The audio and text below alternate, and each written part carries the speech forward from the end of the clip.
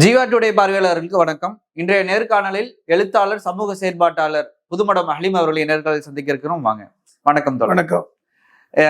தேர்தல் முடிவுகளுக்கு பின்னாடி ரொம்ப பரபரப்பா போயிட்டு இருக்குது. இதுக்கு முன்னாடி தேர்தல் முடிவுகளுக்கு பின்னாடி ஒரு தமிழகம் எப்பவும் அமைதியா இருக்கும். மக்கள் எல்லாம் அடுத்து என்ன வாக்குறுதிகள் நடைபெற்று இருக்குது அதெல்லாம் பார்த்துட்டு இருப்பாங்க. ஆனால் இப்போ இந்த தாவேகா ஆட்சி வந்த பின்னாடி யாரும் எதிர்பார்க்காத ஒரு திருப்பு முனை அமைஞ்சிருக்குது. அமைந்த பின்னாடியாச்சு மக்கள் எதிர்பார்க்கின்ற ஒரு ஆட்சியாக மாற்றமாக இருக்குமா அப்படின்னு தாவேகா எதிர்பார்க்கிற மாதிரி நடக்குமா அப்படின்னு பார்த்தா நடக்கிற மாதிரி தெரியல. ஏன்னா இப்போ நடுவில் இருக்கக்கூடிய சமீப நாட்கள் நடக்கக்கூடிய ஒவ்வொரு நிகழ்வுகள் பார்க்கும்போது அதிர்ச்சியா இருக்குது. விடுதலை சிறுத்தை கட்சி, இந்திய யூனியன் கம்யூனிஸ்ட், முஸ்லீம் கட்சிகள், எல்லா கட்சிகளும் பாத்தீங்கன்னா அப்படியே திமுக கூட்டணியில இருந்து அப்படியே எடுத்துக்கிட்டாரு. தாவேகா விஜய் என்ன செஞ்சுட்டாருன்னா சர்வசாதாரணமா அமைச்சர் பதவி கொடுக்குறேன்னு சொல்லி கூட்டணியில இழுத்துட்டாரு. இப்போ மதச்சார்பற்ற கூட்டணி திமுக இருந்தது. இது மதச்சார்பற்ற கூட்டணி இப்போ விஜய் கட்சி தான் எல்லாமே அவங்க போயிட்டு அந்த சைடு போயிட்டனால மதச்சார்பற்ற கூட்டணியா தாவேகா விஜய் கட்சி இருக்குது. இப்போ காங்கிரஸ் இருக்குது, இந்தியன் முஸ்லீம் லீக் இருக்குது, கம்யூனிஸ்ட் இருக்குது, தொல் திருமாவளவன் விடுதலை சிறுத்தை கட்சி அவரும் இருக்கிறாரு. அப்படின்னால ஒரு பெரிய ஒரு பலம் வாய்ந்த ஒரு கட்சியாக ஒரு ஸ்ட்ராங்கான பார்ட்டியா மாறிடுச்சு. நிரந்தரமா இனிமேல் விஜய் அவர் தான் ஆட்சி செய்ய போறாருன்னு மக்கள் எல்லாம் பரவலாகவும் சந்தோஷமா இருக்கிறாங்க. அதற்கப்புறம் நிறைய நிகழ்வுகள் நடந்தது. நம்ம தொடர்ச்சியா கேட்கலாம், அவங்களோட பேசலாம். அதற்கு முன்பாக இன்றைய தினம் பாத்தீங்கன்னா ரொம்ப பரபரப்பா அதிமுக கட்சியிலிருந்து சி.வி. சண்முகம் தரப்புல இருந்து ஆதரவாளர்களாக இருந்தாங்க. சத்யபாமா பெருந்துறை தாராபுரம் தொகுதியில வெற்றியடைந்த சத்யபாமா, பெருந்துறை ஜெயக்குமார் அவர்கள் அது போக மரகதம் குமரவேல் மதுராந்தகம்ல வெற்றி பெற்ற எல்லாமே அதிமுகல இருந்து வெற்றி பெற்றவங்க இப்ப திடீர்னு ராஜினாமா பண்ணிட்டு சபாநாயகர் ராஜினாமா கடிதம் கொடுத்துட்டு நேரடியா ஆதவ அர்ஜுனா அவர்கள்ட்ட போய் தாவேகா கட்சியில சேர்றாங்க. இதற்கு என்ன காரணமா இருக்கும்? குதிரை பேரம் நடந்திருக்குது அப்படின்னு எல்லாரும் சமூக ஆலோசகர்கள்லாம் சொல்றாங்க. இதற்கு முன்பாக சட்டமன்ற உறுப்பினர் பிரேமலதா மேடம் அவர்களும் என்ன செஞ்சிருந்தாங்கன்னா சொல்லியிருந்தாங்க, குதிரை பேரம் நடந்திருக்குது. ஏன்னா இதற்கு முன்னாடி அமமுக காமராஜர் அவர்களும் போய் இணைஞ்சிருக்கிறாரு. திடீர்னு ஒரே இரவுல ஆள் காணாம போய் திடீர்னு சட்டமன்றத்துலதான் கிடைச்சாரு அப்படின்னு நம்ம எல்லாம் பேசப்பட்டது. இதெல்லாம் வச்சு பார்க்கும்போது எப்படி தெரியுது? குதிரை பேரம் நடந்திருக்குன்னு மாதிரி தெரியுதுங்களா? எப்படி தெரியுதுங்க சார்? நீண்ட நெடிய கேள்வி கேட்டீங்க. ஆமா. அதாவது எப்படின்னா, இந்த ஆட்சியில் குதிரை வேக ஆட்சியை விட குதிரை பேர ஆட்சி அப்படின்ட்டு எல்லாரும் சொல்றோம். அது போன்றுதான் நடக்குது. இப்ப நீங்க ஏன்னா இது ஒரு மைனாரிட்டி கவர்மெண்ட், ஒரு மெஜாரிட்டி கவர்மெண்ட் அல்ல. இப்ப 108 இடங்களில் தாவேகா வெற்றி பெற்றது. அவர்களுக்கு ஒரு 12 இடம் தேவைப்படும் பொழுது காங்கிரசுடைய 5 சட்டமன்ற உறுப்பினர்கள் ஆதரவு என்றாலும் கூட அது 112 தான். 112. அதுலயும் பார்த்தீங்கன்னா 113 வந்தது. ஒரு 2 தொகுதிகளில் விஜய் போட்டியிட்டதுனால 117 தான். இப்ப இந்த சூழ்நிலையில் இந்த 112 இடங்களுக்கு போக நீங்க சொன்ன மாதிரி இடதுசாரிகளுடைய ஆதரவு 4 இடங்கள்ல, அதே மாதிரி இந்தியன் முஸ்லீம் லீக்குடைய 2 சட்டமன்ற தொகுதி ஆதரவு, விடுதலை சிறுத்தைகள் கட்சியுடைய 2, இப்படி 8 பேர் ஆதரவு கொடுத்துதான் 120 பேர் கொண்ட ஒரு ஆதரவோட இந்த தாவேகா ஒரு கூட்டணி ஆட்சி நடந்து கொண்டிருக்கிறது. கண்டிப்பா. இப்ப இந்த சூழ்நிலையில நம்ம என்ன நடந்ததுன்னா, அதிமுகவுடைய பிளவை பார்த்தோம். நீங்க சொன்ன மாதிரி 47 சட்டமன்ற உறுப்பினர்கள் கொண்ட அதிமுகவில் 22 பேர் எடப்பாடிக்கும், 25 பேர் எஸ்.பி. வேலுமணி அந்த சி.வி. சண்முகம் தலைமையிலான அணி பிரிஞ்சாங்க. அவர்கள் பிரிந்த போது என்ன ஆகி போயிட்டுன்னா, இந்த 8 பேருடைய ஆதரவே தேவையில்லை, அவர்களே வந்தால் ஆட்சியை கொடுத்து விடலாம் என்ற சூழலில் இருக்கும் பொழுதுதான் சட்ட சிக்கல்கள் நம்ம எழுந்ததை பார்த்தோம். காரணம், பொதுச் செயலாளர் நியமித்த கொறடாவுக்கு தான் அங்க மதிப்பு இருக்கிறது. அப்போ எடப்பாடி அவர்கள் தான் அதிமுகவுடைய பொதுச் செயலாளர். அப்ப எப்படி இந்த பிரிந்து போனவர்கள் ஒரு போட்டி கொறடாவை கொண்டு வர முடியும்னு ஒரு சிக்கல் இருந்தது. இல்லை எண்ணிக்கையில் நாங்கள் தான் கூட, நாங்கள் 27 பேர் இருக்கோம், அவங்க 22 பேர் தான் இருக்காங்க, நாங்கள் 25 பேர் இருக்கோம், இப்படிலாம் சொன்னாங்க. இருந்தாலும் ஆளுநர் இதை ஏற்றுக்கொள்ளல. அது எப்படி முடியும்? ஒரு பொதுச் செயலாளருடைய உத்தரவின் அடிப்படையில் தானே கொறடா போட்டிருக்காங்க. அப்ப எப்படி ஒரு போட்டி கொறடா அப்படிங்கிற சிக்கல்லாம் இருக்கிறதுனால அமைச்சரவையில் பங்கு கொடுக்க முடியாது, வேணா ஆதரவு தெரிவிச்சுக்கலாம் அப்படிங்கிறது இருந்தாங்க. இப்ப இந்த சூழலில் தான் அந்த 27 பேரும் அதில் ஒவ்வொருவராக அப்படியே மனம் மாறி எடப்பாடி தலைமைக்கு போய் திருப்பி சேர்றத பார்த்தோம். அது குறிப்பா 5 சட்டமன்ற உறுப்பினர்கள், அதாவது திலீபன் உட்பட எஸ்.பி. வேலுமணி தலைமையில் இருந்த அந்த 27 பேரில் 5 பேர் இப்படி போனாங்க. அப்ப என்ன ஆச்சுன்னா, காட்சி மாறி விட்டது. இந்த பக்கம் 27க்கு பதிலா 22, 22 இந்த பக்கம் 22 27 மாறி இருக்கு. அப்ப எடப்பாடி தலைமையிலான அந்த அதிமுகவிற்கு இன்னைக்கு பலம்.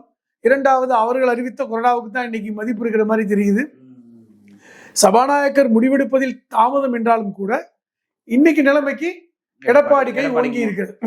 அப்ப இந்த 22 பேர் தான் இருக்காங்க அப்படிங்கிற நிலைமையில இன்னைக்கு நடந்தது நீங்க சொன்னது மாதிரி 3 சட்டமன்ற உறுப்பினர்கள் சொன்ன மாதிரி தாராபுரம் சத்யபாமா, இவரெல்லாம் தாராபுரம் சத்யபாமாலாம் பாத்தீங்கன்னா செங்கோட்டையனோடு நெருங்கிய தொடர்புடையவர் என்று சொல்லக்கூடியவர். அதே மாதிரி மதுராந்தகம் மரகதம் குமாரவேல் அவரா இருக்கட்டும், அதே மாதிரி பெருந்துறை ஜெயக்குமார், இவர்கள் எல்லாம் யாரோட மிக நெருங்கிய தொடர்பு என்றால் லீமா ரோஸோடு நெருங்கிய தொடர்புடையவர். அந்த லீமா ரோஸ் யாருன்னு எல்லாருக்கும் தெரியும். அமைச்சர் ஆதவர்ஜனுடைய மாமியார் தான் லீமா ரோஸ். லீமா ரோஸுமே அதிமுகவில் எம்எல்ஏ. அது மட்டும் இல்லாமல் அவர் எஸ்பி வேலுமணியுடைய அந்த 22 பேர்ல இருக்காங்க. இப்ப இவர்கள் ஏன் சட்டமன்ற பதவியை ராஜினாமா பண்ணணும்? பதவியேற்று 21 நாட்களில் ராஜினாமா பண்றாங்க. இது ரொம்ப தமிழ்நாட்டு அரசியலில் ரொம்ப அரிதிலும் அரிதுதான். வட மாநிலத்துல இந்த மாதிரி தான் நடக்கும். ஆனா இப்ப தமிழக 21 நாட்களில் நீங்க பதவியை ராஜினாமா பண்றீங்க. இப்ப நீங்க பதவியை ராஜினாமா பண்ணுவதற்கு சட்டத்தில் இடம் இருக்கா? இடம் இருக்கு. இன்னைக்கு சபாநாயகர் என்ன சொல்றாரு? அவங்க நேரடியாக என்னுடைய அறைக்கு அவர்கள் கைப்பட எழுதி கொடுத்ததுனால ஏற்றுக்கொண்டிருக்கேன். சட்டம் அப்படித்தான் சொல்லுது. ஒரு கைப்பட எழுதி கொடுக்குறாங்கன்னா ஒரு சட்டமன்ற உறுப்பினர் பதவியை ராஜினாமா பண்ண நினைத்தால் பண்ணலாம். அப்ப இது எப்படி சாத்தியம்? எம்எல்ஏ ஆவதற்கு இத்தனை கோடி செலவு பண்ணி தேர்தலில் வெற்றி பெற்று 21 நாட்களில் பதவியை நீங்க விட்டு போறீங்கன்னா அது நீங்க பின்னாடி ஒரு பெரும் பணம் இல்லாமல் நீங்கள் போயிருக்க மாட்டீங்க. இப்ப ஏற்கனவே திருச்சி கிழக்கு இன்னைக்கு காலியாக இருக்கிறது. இப்ப 3 தொகுதி இந்த சொன்ன மாதிரி தாராபுரம், மதுராந்தகம், பெருந்துறை, இதோட சேர்த்து இப்ப 4 தொகுதி காலியாக இருக்கிறது. இப்ப இது ஒரு பக்கம்.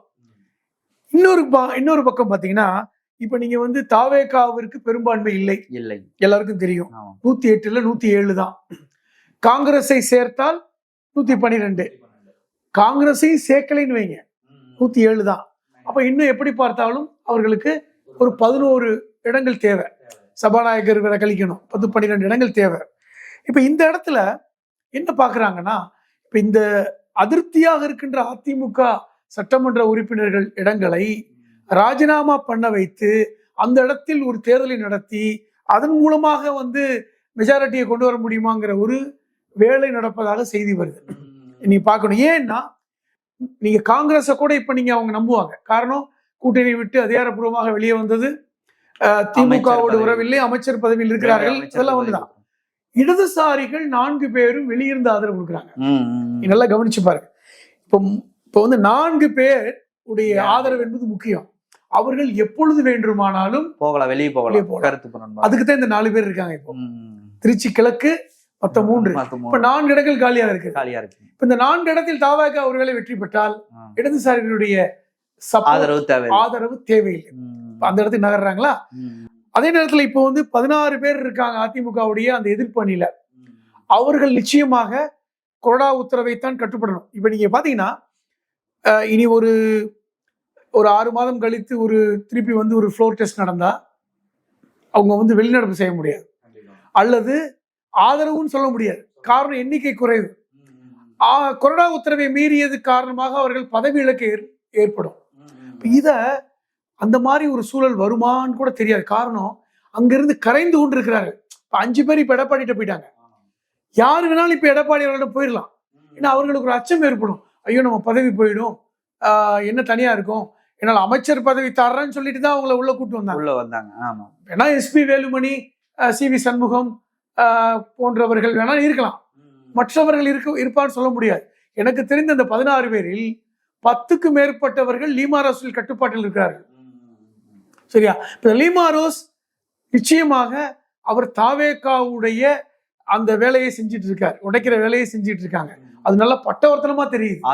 ஆமா, எல்லாரும் கூட்டணி தான், எல்லாமே தெரியும், வெளிப்படையா தெரியும். இன்னும் சில நாட்களில் நீங்கள் பாருங்கள், 10க்கு மேற்பட்ட இந்த அதிமுக எம்எல்ஏக்கள் பதவியை ராஜினாமா செய்வதற்கு வாய்ப்புகள் பிரகாசமாக இருக்கு.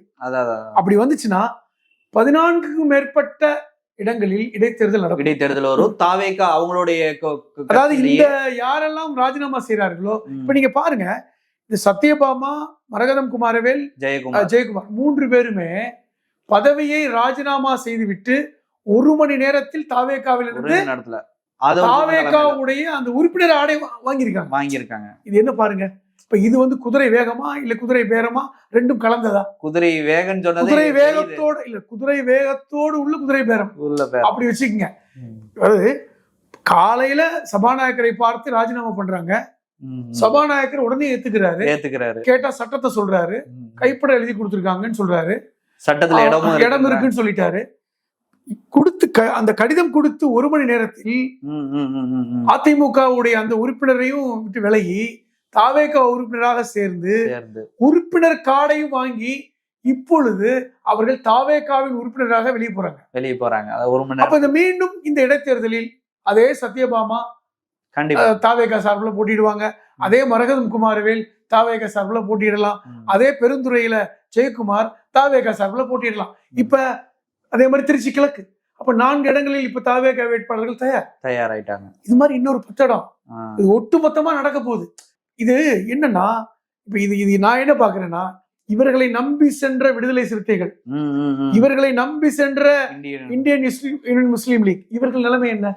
காங்கிரஸ் விட்டுருங்க, ஏன்னா காங்கிரஸ் வந்து அறிவித்த அடுத்த நாளே போயிட்டாங்க. அவர்களை பொறுத்தவரை காங்கிரஸ் ஒரே நாளில் போய்விட்டது. ராகுல் காந்தி அப்பொழுதே பதவியேற்பு நடக்கும் போதே வந்து விட்டார். அவர்களை பொறுத்தவரை காங்கிரஸ் அவர்கள் நம்புகிறார். ஏன்னா இனி வந்து திமுக காங்கிரஸ் கூட்டணி என்பது இனி ரொம்ப கடினமான ஒரு இடத்துக்கு முன்பாகவே. ஆனால் இந்திய யூனியன் முஸ்லீம் லீக்கோ விடுதலை சிறுத்தைகள் கட்சியோ திமுகவோடு இருக்கின்ற அந்த உறவு இன்னும் வரை அறுத்தறியப்படவில்லை. காங்கிரஸ் உறவு அறுத்தறியப்பட்டு விட்டது. ஆனா அடிப்படையில் ஒரு கட்சி கூட்டணியில் இருந்தாலும் ஒரு மந்திரி சபையில் இடம்பெற்று விட்டால் இந்த கூட்டணியில் இருக்க முடியாது. கண்டிப்பா ஒரு தார்மீக அடிப்படையில நீங்க இருக்க முடியாது. இப்ப அடிப்படையில் பார்த்தால் இப்பொழுது இந்தியன் யூனியன் முஸ்லீம் லீக்கும் விடுதலை சிறுத்தைகள் கட்சியும் திமுக கூட்டணி இல்லை, அதான் நம்ம எடுத்துக்கணும். ஆனால் இடதுசாரிகளை அப்படி சொல்ல முடியாது, ஏன்னா அவர்கள் வெளியிருந்து நிபந்தனையற்ற ஆதரவு கொடுக்குறாங்க. அதனால இப்போ தாவேகா இடதுசாரிகளை கணக்கில் எடுத்துக்கல. அவர்கள் இப்போது எப்பொழுதுனாலும் மாறி விடுவார்கள், அவர்கள் பதவிக்கு உள்ள ஆசைப்படல அப்படிங்கிற இடத்துக்கு நடந்துட்டாங்க. அப்ப இந்த 4 இடம் இந்தியன் யூனியன் முஸ்லீம் கூட 2 சீட்டு, விடுதலை சிறுத்தை 2, இந்த 4க்கு பகரமாக இன்னைக்கு 4 பேர் இருக்கிறாங்க. முதல் ஸ்டெப் நீங்க பாருங்க, இப்ப 10 பேர் வர்றது அடுத்த கட்டம். ஆனால் இப்பொழுது 4 இடைப்பேருக்கு இடைத்தேர்தல் நடக்கும். முதல் கட்டத்தை வந்து முடிச்சிட்டாங்க. இப்ப 4 பேர்லயும் தாவேகா வெற்றி பெறுதுன்னு வைங்க, அவங்க ஆதரவு தேவையில்லை, முஸ்லீம் லீக் கூட ஆதரவு தேவையில்லை, விடுதலை சிறுத்தைகள் கட்சியில ஆதரவு தேவையில்லை, முடிந்தது. அப்ப இப்படி ஒரு இடம் வந்து இவர்களுக்கு வருது பாத்தீங்களா, இதுதான் முக்கியமானது. ஆனா இன்னைக்கு பதவிக்கு ஆசைப்பட்டு இன்னைக்கு முஸ்லீம் லீக்கும் விடுதலை சிறுத்தைகளும் உள்ளே போனது என்பது ஒரு வரலாற்று பிழை தான் நான் சொல்வேன். என்ன பொறுத்தவரை அது கண்டிப்பா வரலாற்று பிழை. அது தாவேகாவை நம்பி, ஆதவர்ஜுனாவை நம்பி. ஏன்னா ஆதவர்ஜுனா எப்படின்னு உங்களை என்னை விட தொல் திருமாவர்களுக்கு தெரியும். ஏன்னா அந்த கட்சிக்குள்ள போய் துணை பொதுச் செயலாளருங்கிற இடத்துல போய் அந்த கட்சியை உடைக்கிற வேலையை பார்த்து கட்சியை விட்டு விரட்டப்பட்டவர் தான். அது மட்டும் இல்ல, சொந்த மச்சான் என்ன அதிமுக சொன்னாங்களே, அதிமுகவுக்குள்ள உள்ள வந்தாரு, அங்க உள்ள கொறடா சொன்னாரு, அதிமுகவுக்கு வந்தாரு, எங்களுக்கு துணை பொதுச் செயலாளர் கேட்டாரு, நாங்க கொடுக்க முடியாட்டோம். அதுக்கப்புறம் தான் அவர் வந்து தாவேகாவுக்கு போனாரு. அப்ப இப்படிப்பட்ட ஒரு நபரை நம்பி இவர்கள் போயிருக்கிறார்கள். அதிகாரத்தில் பங்கு, ஆட்சியில் பங்கு என்பது உங்கள் கொள்கை கோஷமாக இருக்கலாம், ஆனா யாரை நம்பி போறீங்க? கண்டிப்பா அது முக்கியம் இல்லைங்க. கண்டிப்பா நீங்க அந்த இடத்துக்கு போக வேண்டும் என்பதுதான். நீங்க நம்பிக்கையான நம்பி போகலையே, நம்பகத்தன்மையற்ற ஒரு சூழல் தான் நீங்க போறீங்க அப்படிங்கிற ஒரு விமர்சனம் இருக்கு. அதே மாதிரிதான் இந்தியன் யூனியன் முஸ்லீம் லீக்கும் பாருங்களேன். நேற்று நாங்கள் கூட்டணியில் இருந்தோம், இன்றும் இருக்கிறோம், நாளையும் திமுகவோடு இருப்போம் சொன்னவர் தான் அவர். என்றும் இருப்போம். அப்ப உங்க பேச்சை நீங்க மீறிட்டீங்க. இப்ப வந்து இது சொல்லும் போது மட்டும் குழு தேவையில்லை, ஆலோசனை பண்ண தேவையில்லை, நீங்களாவே சொல்ல முடிந்தது. நீங்க தான் அகில இந்திய தலைவரா இருக்கீங்க. ஆனால் மந்திரி சபையில் இடம் பெறுவது மட்டும் எங்களுடைய குழு கூடி முடிவு பண்ணது, அதற்கண்டு ஒரு வழிகாட்டு குழு இருக்கு அப்படின்னு சொல்றீங்க. இன்னைக்கு வந்து எங்கள் வாக்குகளின் மூலமாக தான் திமுக வெற்றி பெற்றதெல்லாம் சொல்ற அளவுக்கு நீங்க வந்திருக்கீங்கன்னா இது எப்படி பார்ப்பது? இது கிட்டத்தட்ட திமுக கூட்டணியை உடைக்க வேண்டும் என்று விரும்பியவர்களுடைய செயலுக்கு நீங்கள் பலியாயிருக்காங்க. அது முக்கியம். அப்ப இடதுசாரிகளுக்கு உங்களுக்குள்ள வித்தியாசம் இருக்கா? இப்ப இடதுசாரிகளுக்கும் வாய்ப்பு இருந்தது, 2 சிபிஐக்கும் வாய்ப்பு இருந்தது, சிபிஎம்முக்கும் வாய்ப்பு இருந்தது. அவர்கள் நினைத்திருந்தால் ஒரு மந்திரி சபைக்குள் மந்திரி அமைச்சர் பொறுப்பு எடுக்க முடியும். விரும்பலையே. அப்ப அவர்கள் உங்களை விட கொள்கை கூட்டணிக்கு தான் இருந்திருக்காங்க. இப்ப நீங்க 2 பேரும் இதுல சிக்கி இருக்கீங்களே. அப்ப இன்னொரு கோணத்திலும் பார்க்கப்படுகிறது. விடுதலை சிறுத்தை கட்சிக்குள் இருக்கின்ற பிளவு, ஐயுமல் இருக்கின்ற பிளவு, அங்க சிலர் விரும்புறாங்க, சிலர் விரும்பல. உங்க கட்சியை நீங்க கண்ட்ரோல் பண்ண முடியல. இன்னைக்கும் விடுதலை சிறுத்தைகள் கட்சியுடைய பெரும்பாலான வாக்குகள், தலித்து வாக்குகளை தாவேகா பெற்றிருக்கிறதுங்கிற ஒரு ஆய்வு இருக்கிறது. இப்போ இந்த ஆய்வுப்படி பார்த்தால் உங்கள் கட்சியுடைய தொண்டர்கள் கரைந்து இன்னைக்கு தாவேகால இணைந்திருக்கிறாங்களே, நீங்க அங்க போய் சேர்ந்திருக்கீங்களே.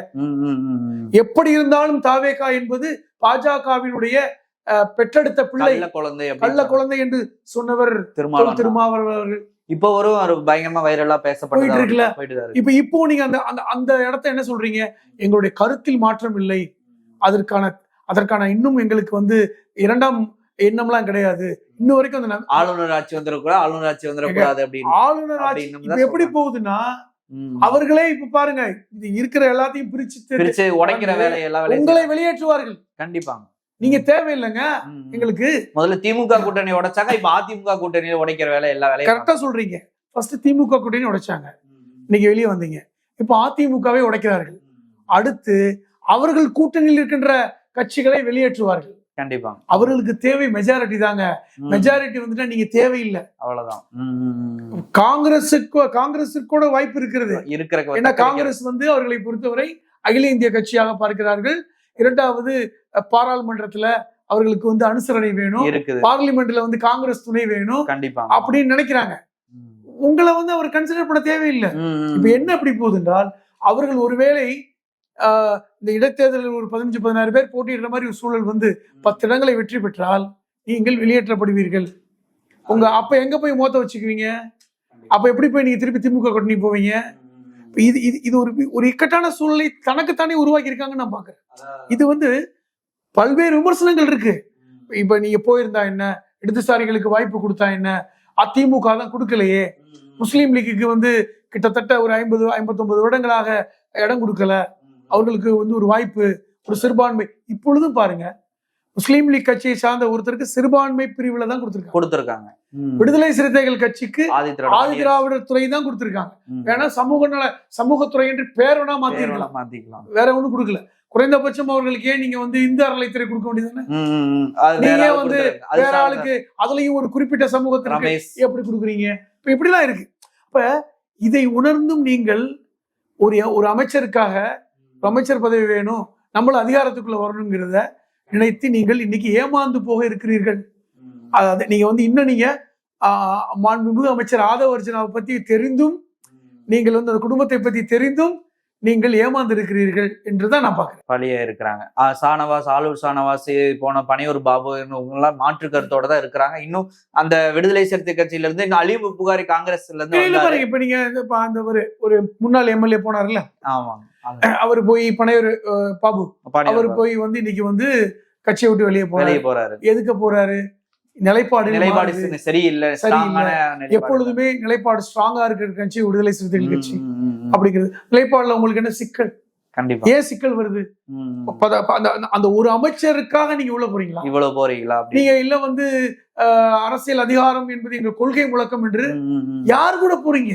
கண்டிப்பா நீங்க இடதுசாரிகளை போன்று எங்களுடைய கொள்கை முழக்கம், அதாவது ஆட்சியில் பங்கு, அதிகாரத்தில் பங்கு என்றாலும் நாங்க தனியா நிக்கிறோம். நீங்க தான் சொன்னீங்க, இடதுசாரிகள் எடுக்கிற முடிவுக்கு தான் நாங்க கட்டுப்படுவோம். அவர்கள் என்ன முடிவு எடுக்கிறார்களோ அதே முடிவை நாங்கள் எடுப்போம் சொன்னீங்கல்ல. அவர்கள் முடிவெடுத்தார்கள், வெளியிருந்து ஆதரவு கொடுக்கிறோம், ஒரு மந்திரி சபையில இடம் கேட்க மாட்டோம், நிபந்தனையற்ற ஆதரவு நீங்கள் எடுத்தீங்க. யாரும் உங்களை தவறா சொல்லல. முஸ்லீம் லீக்கும் எடுத்தாங்க, தவறா சொல்லல. மந்திரி சபைகள் எப்படி போறீங்க? ஆரம்பத்துல பாத்தீங்கன்னா திமுக தான் கொண்டு போய் அனுப்பிச்சு வச்சாங்கன்னு சொன்னாங்க. ஆனா அவங்க இப்ப போனது இப்ப பார்த்தா திமுக அனுப்பிச்சு வைக்கல, இவங்களா போன மாதிரி தெரியுதுங்க. தெரியுதுல்ல? பதவி ஆசைக்காக அப்ப இப்படி ஒரு குற்றச்சாட்டு வந்தது. இன்னமும் திமுக இவர்களை அனுப்பி வச்சு திமுக தான் இவரோட கேம் விளையாடுது, பிளே பண்ணுது அப்படின்னு ஒரு பிம்பத்தை இப்ப பட்டவர்த்தனமா என்ன ஆகி போச்சு? திமுக பிளே பண்ணல, திமுக வந்து இதை உங்களை அனுப்பி வைக்கல, இவர்கள் தான் சென்றிருக்கிறார்கள். தடுமாற்றத்துல இவங்க ஒரு அப்படி நினைக்குதா? நீங்க சொன்ன வார்த்தையை நீங்களே மீறி போறீங்க. திமுக காரணம் இல்ல. பொழுது கூட திமுக தலைவர் ஸ்டாலின் அவர்கள் இல்ல அவர்களை திட்டக்கூடாது எந்த உடன்பிறப்புகளும், காரணம் நம் கொள்கையோடு நெருங்கிய பயணித்தவர்கள், அதை நம்ம திட்டக்கூடாது, அவர்கள் போகட்டும். தலைவர் இருந்தாலும் அடுத்த கட்ட தலைவர்களுக்கான அந்த கோபம் இருக்கத்தானே செய்யுது. கண்டிப்பா இருந்தாலும் திட்ட வேண்டாம். இந்த பெருந்தன்மையோடு இருக்கின்ற ஒரு கட்சியை விட்டு நீங்கள் ஒரு அமைச்சர் பதவிக்காக நீங்க போறது என்பது எப்படி ஏற்றுக்கொள்ள முடியும்? சரியான ஒரு முடிவு நேரத்துல எடுக்கல அப்படின்னு தான் சொல்ல முடியும். என்ன கேட்கிறேன், நீங்க ஒரு காரணம் சொல்லலாம். என்ன காரணம்? நாங்கள் இப்ப முஸ்லீம் லீக் ஒரு காரணம் சொல்லலாம். எங்களுக்கு நீண்ட கால கனவு போறீங்க, நாங்கள் சிறுபான்மை பிரிவு, வக்ஃப் போர்டு இதெல்லாம் எங்களுக்கு கொடுக்குறாங்க, நாங்கள் அங்க சிறப்பாக சமூகத்துக்கு பணி செய்யக்கூடிய வாய்ப்பை பயன்படுத்துறோம்னு சொல்றீங்க. என்ன கேட்கிறேன், இந்த மாதிரி ஒரு சூழ்நிலை வந்தால், அவர்களுக்கு மெஜாரிட்டி கிடைக்கிற சூழ்நிலை வந்தால் உங்க நிலைமை என்ன? ஒன்று. இரண்டாவது, நீங்கள் இப்பொழுது வந்து இருக்கீங்க, உங்க இது தேவை, பொறுத்துக்குவாங்க, அந்த ஒரு இடத்த வச்சு நீங்க போறேன்னு நினைக்கிறீங்க. ஆனால் சூழ்நிலை மாறிவிட்டால் உங்க நிலைமை என்ன? அதே மாதிரிதான் விசிகா, அங்கும் வந்து தலித் எம்எல்ஏக்கள் நிறைய பேர் இருக்கிறதா சொல்றாங்க. அவர்களுக்கான வாய்ப்புகள் இருக்கும். இங்கேயும் ஒரு 4 இஸ்லாமிய சட்டமன்ற உறுப்பினர்கள் அங்க இருக்கிறாங்க. பெண் ராணிப்பேட்டையை சார்ந்த தாயிரா என்ற சட்டமன்ற உறுப்பினர் கூட பெண்மணியோட இருக்காங்க. அவர்களுக்கான வாய்ப்பு இருக்குதானே? அவர்கள் ஆட்சி செய்யட்டும். நீங்க ஏன் உள்ள போறீங்க? இப்ப நீங்கள் போய் என்ன செய்ய போறீங்க? அங்க நீங்க உங்களுக்கான ஆசையை நிறைவேற்ற போறீங்களாங்கிற கேள்வி வருது இல்ல? அதான் உண்மை. இப்பொழுது நீங்க கொள்கை கூட்டணி என்பது சொன்னது பொய்ன்னு நீங்க நிரூபித்துட்டீங்க. 2017 நாங்கள் கொள்கை கூட்டணியோட இருக்கோம், நேத்து இருந்தோம், இன்னைக்கு இருப்போம், நாளைக்கு இருப்போங்கிற அந்த கொள்கை கூட்டணிங்கிற வார்த்தை சுத்தம் இல்ல. கண்டிப்பா அடிப்படையில அப்ப உங்களுக்கு வந்து நீங்கள் கொடுத்த வாக்கை மீறுறீங்க. வாக்கை மீறிட்டாங்க, அது அவங்களுடைய உறுதிமொழியும் மீறிட்டாங்க. அப்ப இதுல என்ன சொல்லுவது? இது அரசியல் இதெல்லாம் பார்க்க முடியாது, அப்ப எதுக்கு கொள்கைன்னு சொல்றீங்க? கண்டிப்பா அதிமுக இருந்த மாதிரி வந்து அப்படி பார்க்கும்போது அதிமுக பாஜக கூட்டணி இருக்கும்போது நம்ம எப்படி விமர்சிச்சோம்? அவங்க அதான் சொன்னாங்க, எங்களுக்கு கொள்கை கூட்டணி கிடையாது, நாங்கள் அந்தந்த காலகட்டத்தில் கூட்டணி வைத்திருக்கிறோம். இப்ப நீங்களும் அதை உறுதிப்படுத்திட்டீங்க. நீங்களும் இந்த காலத்துக்கு ஏற்ற மாதிரி உங்களை மாத்தி இருக்கீங்க. ஒரு விஷயத்தை நீங்க புரிந்து கொள்ளுங்கள். ஆனால் ஒட்டுமொத்த இஸ்லாமிய சமூகமும் திமுகவின் மேல் இருக்கின்ற அனுதாபம்லாம் வந்து அபரிதமானது, மாற்ற முடியாது.